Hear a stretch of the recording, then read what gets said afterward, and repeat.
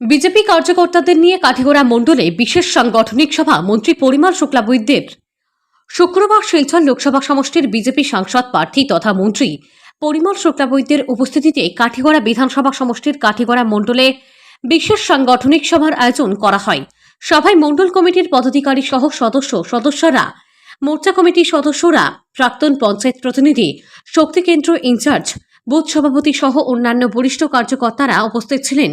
এদিন পরিমল শুক্লাবৈদ্য মহাশয় 2024 লোকসভা নির্বাচনে অক্লান্ত পরিশ্রম করে নির্বাচনকে সুন্দর ও সাফল্যমণ্ডিত করে তোলার জন্য প্রত্যেক কার্যকর্তাদের প্রতি আন্তরিক ধন্যবাদ ও কৃতজ্ঞতা জ্ঞাপন করেন। এদিনের সভায় অন্যান্যদের মধ্যে উপস্থিত ছিলেন বিজেপি কাঠিগড়া মণ্ডল সভাপতি বিশালাক্ষ দেব এবং কাঠিগড়ার প্রাক্তন এমএলএ অমরচাঁদ জৈন সহ অন্যান্য বিশিষ্ট কার্যকর্তারা। বা মণ্ডলের পক্ষ থেকে, জেলার পক্ষ থেকে অনেকে নির্বাচনের দিনে এই অঞ্চলে বিভিন্নভাবে আমরা লক্ষ্য রেখেছি।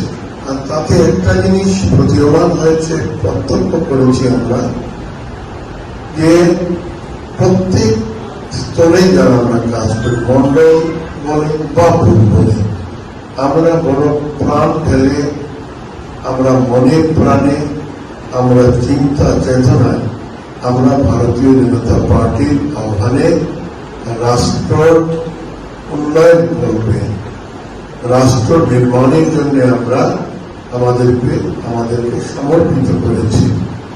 এই ক্ষেত্রে সমস্ত দল, আমি তো প্রার্থী, স্বাভাবিকভাবেই আমি থাকব, কিন্তু দল আপনাদের কাছে, কাছাড় জেলা বা মণ্ডল আপনাদের প্রত্যেকের কাছে শ্রদ্ধা জানাতে এসেছে।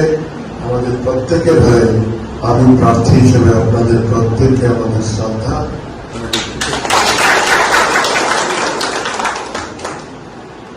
আমরা লক্ষ্য করেছি, আমরা জানি যে এখানে বিগত নির্বাচনে, বিধানসভা নির্বাচনে আমরা জয়ের মুখ দেখতে পারিনি।